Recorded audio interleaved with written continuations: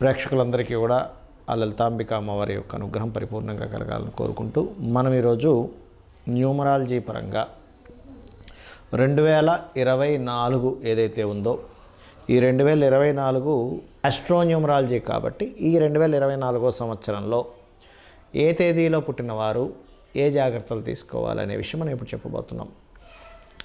అయితే ఇక్కడ రెండు విభాగాలుగా ఇది దిగబడుతుంది. ఎట్లాగా birth number and destiny number అంటారు. బర్త్ నెంబర్ అంటే మీరు పుట్టినటువంటి డేట్, అంటే ఉదాహరణకి 1వ తేదీ పుట్టారు, ఇది మీ బర్త్ నెంబర్, లేదా 2వ తేదీ పుట్టారు, ఇది మీ బర్త్ నెంబర్. డెస్టినీ నెంబర్ అంటే ఏంటంటే ఉదాహరణకి 1/1/2020లో పుట్టారనుకున్నాం, అంటే 1 + 1 2 2 + 2020, మళ్ళీ అక్కడ ఒక రెండులు ఉన్నాయి, అంటే ఏమిటి, మొత్తం మీ డెస్టినీ నెంబర్ వచ్చేసి 6 అవుతుంది.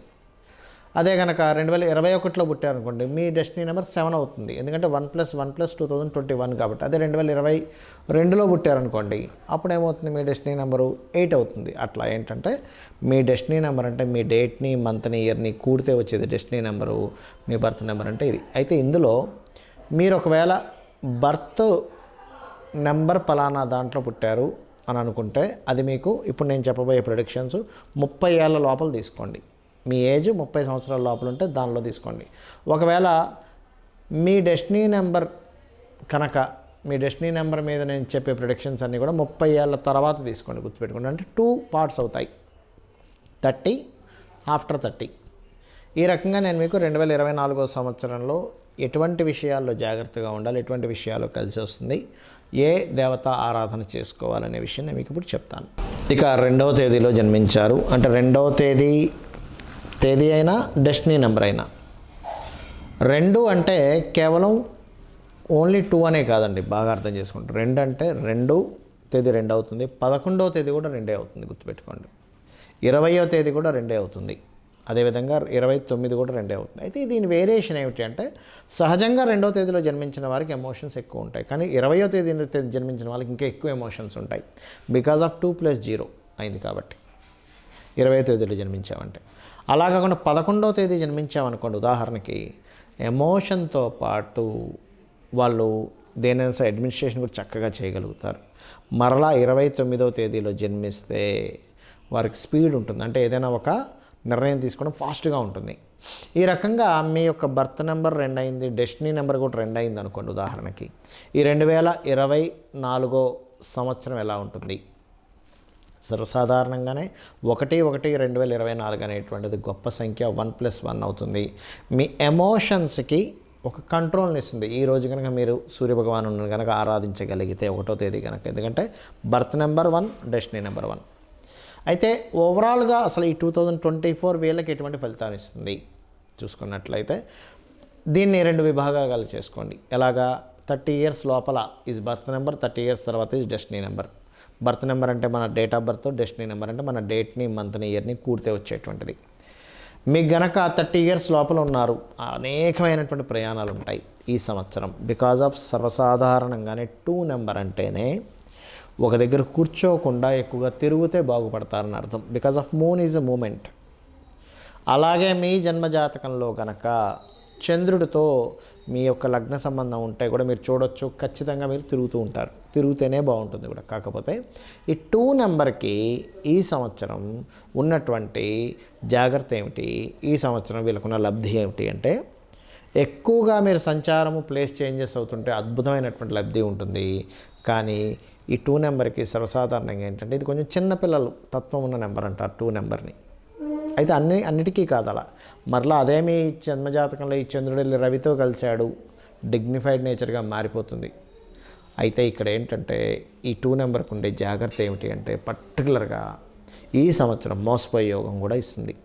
ఎప్పుడు 30 ఇయర్స్ లోపలైతే, బర్త్ నెంబర్ 2 అయితే 30 ఇయర్స్ లోపల వాళ్ళకి జరుగుతుంది, డెస్టినీ నెంబర్ 2 అయితే 30 ఇయర్స్ తర్వాత వాళ్ళకి జరుగుతుంది. మరి దీని నుంచి ఎలా తప్పించుకోవాలి?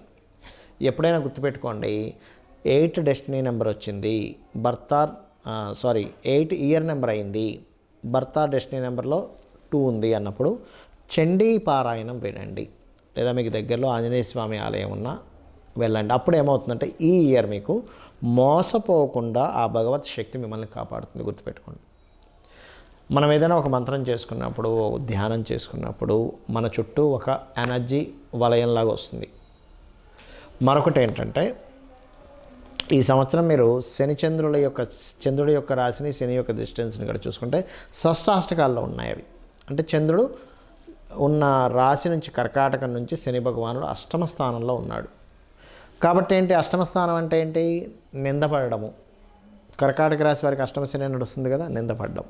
ఇవన్నీ ఇది కనుక మీరు చేశారంటే 100% మీరు మోసపోకుండా, ఎమోషన్స్ ఎక్కువ. సర్వసాధారణంగా 2 నెంబర్ అంటే ఏంటి? ఎమోషన్స్ ఎక్కువ ఉంటాయి. 2 నెంబర్కి గనక ఉదాహరణకి ధనం గనక ట్రావెలింగ్ కానీ, ఫుడ్ రిలేటెడ్ కానీ, క్రియేటివ్ రిలేటెడ్ రంగాల్లో కానీ ఉండి మీ మూన్ కనుక బాగున్న టాప్ రేంజ్కి వెళ్తారండి. అదే ఈ ఫీల్డ్స్లో ఉన్నామండి, మేము మంచి పేరు సంపాదించుకోలేకపోతున్నాము అనుకునేటువంటి వారు ఈ 1/1/2024 రోజు ఖచ్చితంగా సూర్యభగవానుడిని చూస్తూ పితృతర్పణం చేయండి. మీరే చూస్తారు. బికాజ్ ఆఫ్ మకా నక్షత్రానికి ఉన్నటువంటి శక్తి అటువంటిది. ధనుస్సు రాశిలో సంచరిస్తున్నటువంటి రవి యొక్క శక్తి అటువంటిది. ఎప్పుడైతే ధనుస్సు రాశిలో రవి సంచరిస్తుంటాడో జీవుడి యొక్క ఆత్మశక్తిని, మనోధైర్యాన్ని, గుర్తింపుని ఇవ్వడానికి ఆ యొక్క రాశిలో సంచరిస్తుంటాడు. బికాజ్ ఆఫ్ అది ధనస్సు అంటే బాణం ఎక్కువ పెట్టినటువంటి బాణం వంటిది. ఆ రాశిలో రవి సంచరిస్తున్నాడు. అయితే మీరు ఈ సంవత్సరం ముఖ్యంగా 2024 సంవత్సరంలో మోసపోకుండా ఉండాలంటే ముఖ్యంగా శనివారాలు, సోమవారాలు అవాయిడ్ చేయండి. ఎవరినైనా నమ్మి ధనం ఇచ్చే విషయంలో ఈ రోజులు కనుక అవాయిడ్ చేయగలిగారా మీరు. ఇంకోటి ఏంటి? శని నక్షత్రాలు, చంద్ర నక్షత్రాల్లో కూడా. శని నక్షత్రాలు అంటే ఏంటి? పుష్యమి, అనురాధ, ఉత్తరాభాద్ర. చంద్ర నక్షత్రాలు ఏమిటి? రోహిణి, హస్త, శ్రవణం. ఈ నక్షత్రాల్లో కనుక మీరు ఈ నక్షత్రాలు ఈ యొక్క డేస్లో కనుక మీరు అవాయిడ్ చేయగలిగితే, ఎవరినైనా నమ్మి, ఎలా ఉంటుందంటే లైఫ్ అనేటువంటిది ఎదుటి వ్యక్తిని నమ్మకపోతే మనం ముందుకు వెళ్ళలేము. నమ్మావా ముంచుతారు. మనం ఇక్కడ ఏంటి? సిచ్యువేషన్స్ని ఆధారం చేసుకొని నమ్మడం, నమ్మకపోవడం, సరైన క్యాలిక్యులేషన్ చేసుకుంటూ వెళ్ళాలి. చేస్తూ ఇంకా తప్పనిసరి మనం ఒక వ్యక్తికి ధనం ఇవ్వాలి, ఒక ఆర్డర్ ఇవ్వాలి, ఒక అడ్వాన్స్ ఇవ్వాలి. అలాంటి సమయంలో మీరు చేసేది ఏమిటంటే ఒక్కసారి మనసులో ఓం చండీ దేవతాయై నమః అనుకుంటూ చేయండి. ఈ సంవత్సరం మీరు మోసపోకుండా మీ ప్రయాణం సక్సెస్ అవుతుంది మీరు చండీ కనుక చేస్తూ ఉన్నట్లయితే. అదేవిధంగా కొద్దిగా నీటి ప్రదేశాలు ఉంటాయి, వాటర్ ప్లేసెస్కి వెళ్ళినప్పుడు మాత్రం కొద్దిగా జాగ్రత్తగా ఉండండి. అలాగే కాస్త ఎక్కువ జలుబు, కాఫ్ ఉన్నటువంటి వారు కొంచెం జాగ్రత్తగా ఉండండి. Because of moon and Saturn కాంబినేషన్లో మీ సంవత్సరం నడుస్తూ ఉంటుంది కాబట్టి